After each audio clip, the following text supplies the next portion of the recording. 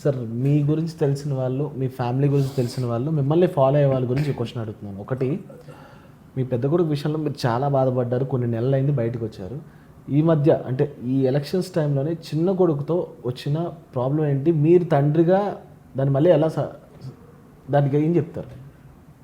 ఇది కొందరు క్రియేట్ చేసింది. సరే, ఆ విషయం మాట్లాడేంత ఇంపార్టెంట్ విషయం కాదు. అది మా ఫ్యామిలీ ప్రాబ్లం. పుట్టింది చచ్చింది, ఓకే, అంతవరకు. మిగతా విషయాలు నేను మాట్లాడను. ఓకే. ఏ హీరోతో కంఫర్ట్ ఉంటుందో అని మాత్రం ఒక చెప్పలేదు మీరు. అందరు నాకు చిరున్న దగ్గర నుంచి అంటే మేము నన్ను ఎంత బాగా చూస్తారు, మేము ఎంత బాగుంటాం అనేది నేను చెప్పకూడదు.